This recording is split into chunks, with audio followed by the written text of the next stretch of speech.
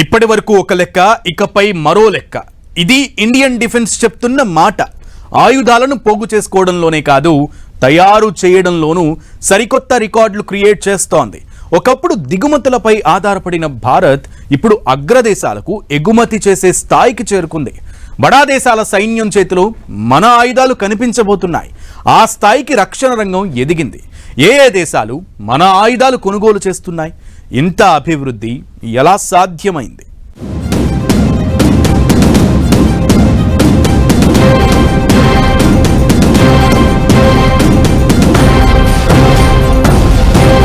ఇప్పటి వరకు ఒక లెక్క, ఇకపై ఒక లెక్క. రక్షణ రంగంలో భారత్ సరికొత్త రికార్డులు.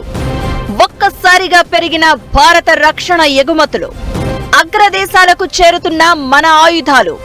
ఫస్ట్ టైం 21,000 కోట్ల స్థాయికి మించి. విదేశాల నుంచి దిగుమతి చేసుకునే ఆయుధాలే ఆధారం, బలం. ఆయుధాలను అడ్డం పెట్టుకుని రాజకీయాలు చేసేవి చాలా దేశాలు.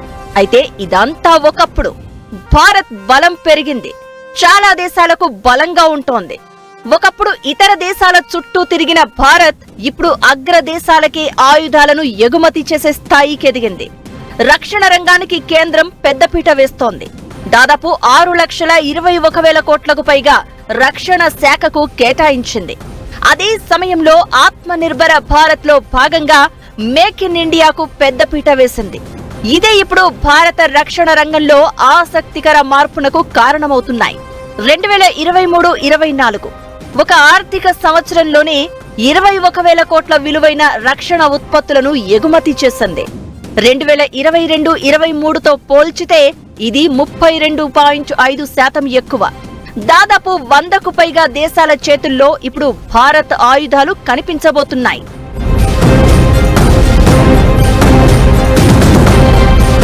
మన దేశం నుంచి రక్షణ ఉత్పత్తులు, ఆయుధ సామగ్రిని అధికంగా కొనుగోలు చేస్తున్న దేశాల్లో అమెరికా, ఫ్రాన్స్, ఆర్మేనియా అగ్రస్థానాల్లో ఉండడం హైలైట్.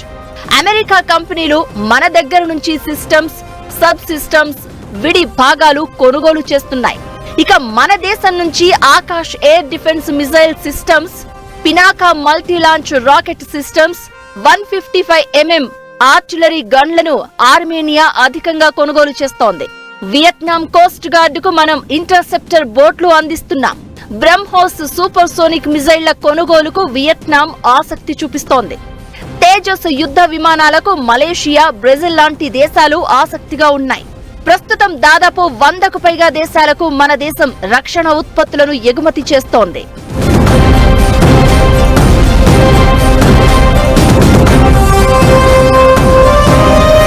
బుల్లెట్ ప్రూఫ్ జాకెట్లతో పాటు హెల్మెట్లు, డోర్నియర్ ఎయిర్ క్రాఫ్ట్, చేతక్ హెలికాప్టర్లు, ఇంటర్సెప్టర్ బోట్లు, తేలికపాటి టోర్పేడోలు, బ్రహ్మోస్ సూపర్ సోనిక్ మిజైళ్లు, ఆర్టిలరీ గన్స్, రాడార్లు, ఆకాశ్ మిజైళ్లు, పినాకా రాకెట్లు, ఆర్ముడ్ వాహనాలు, యుద్ధ విమానాల విడి భాగాలు మన దేశం నుంచి ఎక్కువగా ఎగుమతి అవుతున్నాయి.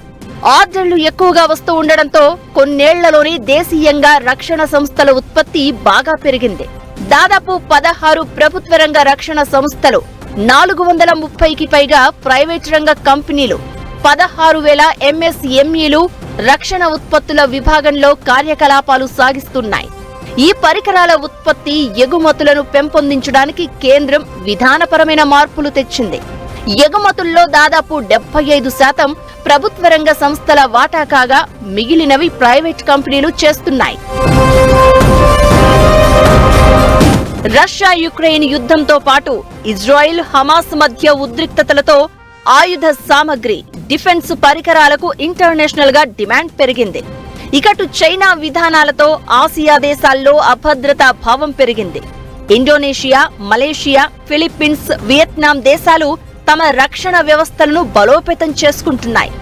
Lockheed Martin, Boeing, air bus వంటి అగ్రశ్రేణి కంపెనీలతో భారత ప్రైవేట్ సంస్థలైన టాటా, మహీంద్ర గ్రూప్ వంటివి వ్యూహాత్మక భాగస్వామ్యాలు కుదుర్చుకుంటున్నాయి. త్వరలో ఇండోనేషియాతో $450 మిలియన్ విలువైన మిసైళ్ల ఎగుమతి కాంట్రాక్టును భారత్ కుదుర్చుకునే ఛాన్స్ ఉంది. ఈ డీల్లో భాగంగా బ్రహ్మోస్ మిసైల్ ను ఎగుమతి చేయబోతున్నారు.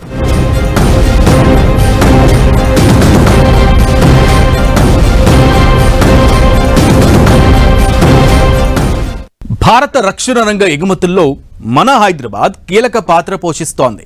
హైదరాబాద్ కేంద్రంగా కార్యకలాపాలు సాగిస్తున్న కంపెనీలు యాక్టివ్ రోల్ ప్లే చేస్తున్నాయి.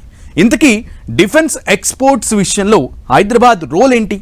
అగ్రగామిగా ఎలా నిలుస్తోంది? కొన్నేళ్లలో రక్షణ పరికరాల ఉత్పత్తి ఎగుమతుల్లో ప్రైవేట్ సంస్థల వాటా గణనీయంగా పెరిగే అవకాశాలు కనిపిస్తున్న వేళ కేంద్రం ఎలాంటి టార్గెట్ పెట్టుకుంది?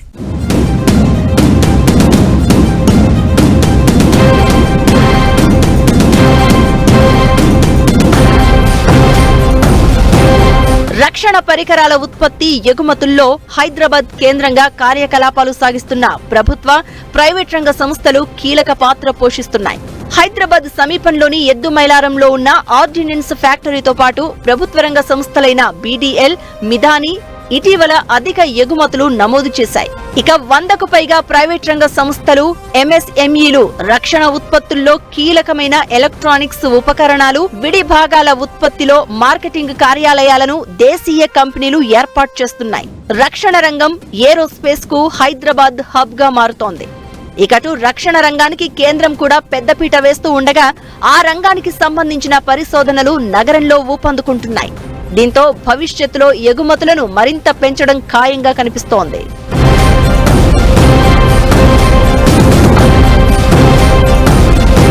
DRDO, DRDL, RCI, BDL, MDN, ordnance factory, DMRL వంటి ప్రభుత్వ రంగ సంస్థలు హైదరాబాద్లో రక్షణ రంగానికి వన్నె తెస్తున్నాయి. గత బడ్జెట్లో రక్షణ శాఖకు కేంద్రం 6,21,000 కోట్లను కేటాయించింది. ఇందులో 1,00,000 కోట్లను దేశీయ ఆయుధ వ్యవస్థల కొనుగోళ్లకే వాడుతున్నారు. దీంతో హైదరాబాద్ నుంచి దేశీయ ఉత్పత్తుల తయారీ ఊపందుకుంటోంది. ఆయుధాల తయారీలో హైదరాబాద్ ఇప్పటికే అగ్రగామిగా నిలుస్తూ ఉండగా కేంద్రం తీసుకువచ్చిన విధానాలు, ఇస్తున్న ప్రోత్సాహాలు పరిశ్రమల్లో మరింత ఉత్సాహం నింపుతోంది. దీంతో భారత డిఫెన్స్ ఎగుమతులు గణనీయంగా పెరగగా అందులో హైదరాబాద్ కీలక పాత్ర పోషిస్తోంది. ఇకటు భారత్ త్వరలో మరింత భారీ ఎగుమతులకు రెడీ అవుతోంది. 2029 నాటికి 50,000 కోట్ల విలువైన రక్షణ ఉత్పత్తులను ఎగుమతి చేయాలన్న లక్ష్యంతో ముందుకు సాగుతోంది. దానికి అనుగుణంగా ఈసారి కేంద్ర బడ్జెట్లోనూ రక్షణ రంగానికి భారీగా కేటాయింపులు జరిపే అవకాశాలు కనిపిస్తున్నాయనే ప్రచారం జరుగుతోంది. ఇకటు దేశీయ ఆయుధాలకే ప్రాధాన్యత అన్నది కేంద్రం భావిస్తోంది. ఆయుధాల కొనుగోళ్లతో పాటు టెక్నాలజీ అప్డేట్ పై దృష్టి సారిస్తోంది. దీంతో రాబోయే రోజుల్లో దేశీయంగా రక్షణ రంగ ఉత్పత్తులు మరింత పెరిగే అవకాశం ఉంటుంది. అదే జరిగితే రాబోయే రోజుల్లో ఎగుమతుల్లో భారత్ సరికొత్త రికార్డులు క్రియేట్ చేయడం ఖాయం.